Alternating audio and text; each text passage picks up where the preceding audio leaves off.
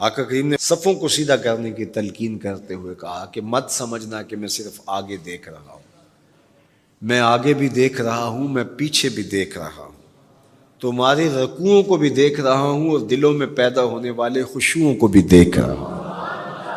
یہ حضور کی نظر کا کمال ہے۔ اور حضرت عبداللہ ابن عباس رضی اللہ تعالیٰ عنہ فرماتے ہیں کان رسول اللہ صلی اللہ علیہ وآلہ وسلم یرا فی اللیل فی الظلمہ کما یرا فی النہار فی الضوء۔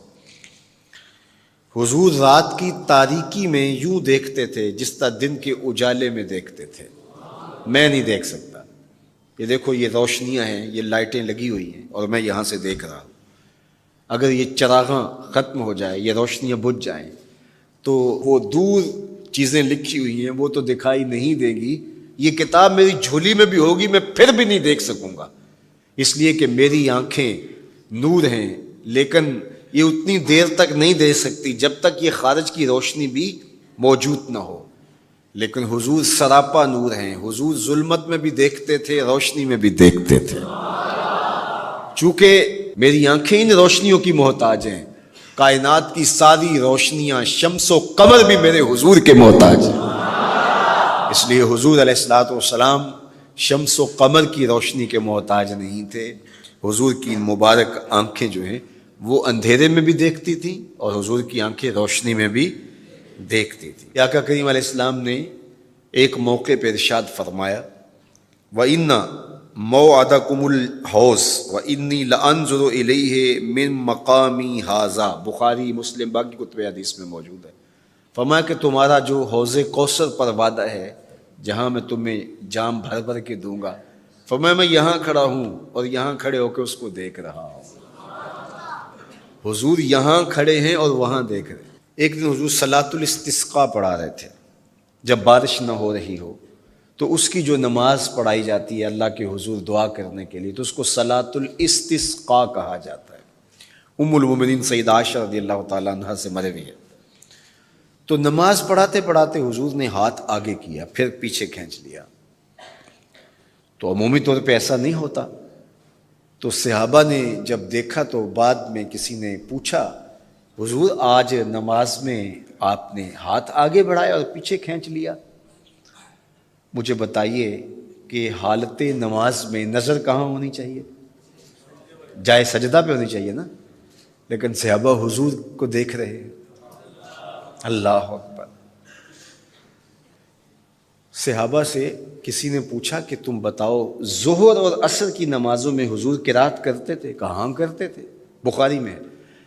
تمہیں کیسے پتہ ہے کرتے تھے؟ کہا نحن نعلم باضطراب لحیتہ، ہم حضور کی مبارک داڑھی کی جنبش سے اندازہ کرتے تھے کہ قرات ہو رہی ہے۔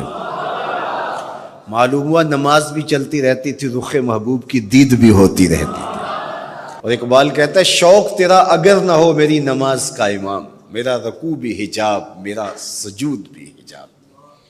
اللہ اکبر۔ تو حضور نے ہاتھ آگے بڑھایا اور پھر کھینچ لیا۔ پوچھا گیا حضور یہ آج نماز میں ایک نئی چیز ہم نے دیکھی، آپ نے ہاتھ آگے بڑھایا پھر کھینچ لیا؟ فرمایا ہاں، جنت میں کھجوروں کا ایک خوشہ لٹک رہا تھا، میں اس کو توڑنے کے لیے ہاتھ ڈالا تھا، پھر میں نے چھوڑ دیا، اور اگر میں توڑ لیتا تم قیامت تک کھاتے رہتے ختم نہ ہوتا، لیکن میں نے کہا نہیں چلو پھر قیامت کو ہی صحیح۔ اب حضور کھڑے کہاں ہیں؟ مدینہ المنورہ میں، اور جنت کہاں ہے؟ سدرۃ المنتہا سے اوپر۔ سر پٹ گھوڑا دوڑے اور تیز رفتار گھوڑا، تازی گھوڑا، 500 سال دوڑنے کے بعد پہلے آسمان تک پہنچے، پھر اتنی موٹائی آسمان، پھر دوسرا آسمان، پھر تیسرا آسمان، درمیان میں پھر خلائیں بھی، پھر وہاں سے 7 آسمانوں کے بعد کہیں سدرۃ المنتہا۔ اور قرآن بتاتا ہے کہ جنت بھی سدرۃ المنتہا کے پاس ہے، پھر آگے جنت، اور جنت کے جو درخت ہیں وہ 70,000 سال کی اونچائی پر ہیں، وہاں لٹکتی ہوئی کھجوروں کے خوشے، اور حضور علیہ السلام نے یہاں کھڑے ہو کے ہاتھ بڑھایا اور وہاں حضور کا ہاتھ پہنچ گیا۔ یہ ہاتھ کے پہنچنے کی منتہا نہیں ہے، ضرورت یہاں تک کی تھی لہٰذا یہاں تک پہنچا، اگر ضرورت اس سے آگے کی ہوتی تو آگے بھی پہنچ جاتا. تو حضور کا ہاتھ یہاں سے یہاں تک پہنچا. یہ حدیث پاک میں نا، میں اور آپ ہاتھ اٹھائیں تو ہمارا ہاتھ کہاں تک پہنچتا ہے؟ 5 فٹ قد ہے تو 3 فٹ اوپر ہاتھ پہنچ جائے گا، تو ہمارا ہاتھ 8 فٹ تک پہنچے گا، زمین سے 8 فٹ تک. چلو کسی کا 9 فٹ تک پہنچے گا، کوئی چھلانگ لگا کے اچھل کے اوپر لے جائے گا تو 10 فٹ تک پہنچ جائے گا. البتہ ہماری نظر بہت تیز ہے.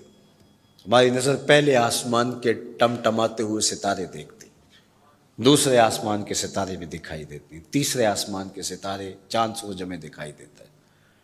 ہمارا ہاتھ 3 فٹ تک یا 10 فٹ تک پہنچتا ہے، نظر تیسرے آسمان تک پہنچتی ہے، اور جس کا ہاتھ جنت تک پہنچتا ہے اس کی نگاہ کہاں تک پہنچتی ہوگی، اس کی نظر کا کمال کیا ہوگا.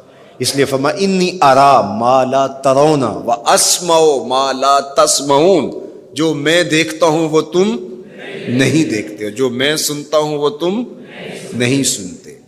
اپنے حواس کو نبی کے حواس پر قیاس کرنا یا نبی کے حواس کو اپنے حواس پہ قیاس کرنا سوائے جہالت کے اور کچھ نہیں ہے.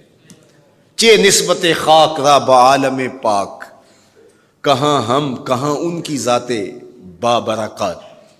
اس لیے فرمایا انی ارا ما لا ترون واسمع ما لا، جو میں دیکھتا ہوں وہ تم نہیں دیکھتے، اور جو میں سنتا ہوں وہ تم نہیں سنتے. اللہ اکبر. ہماری آنکھیں تو چمکتے ہوئے سورج کو دوپہر کے وقت نہ دیکھ پائیں، چندھیا جائیں، آنکھوں میں پانی اترنے لگے، اور محبوب کی آنکھیں بے حجاب دیدار رب کریں. اور قرآن کہے ما زاغ البصر وما، آنکھ چندھیائی بھی نہیں اور حد ادب سے تجاوز بھی نہیں کیا.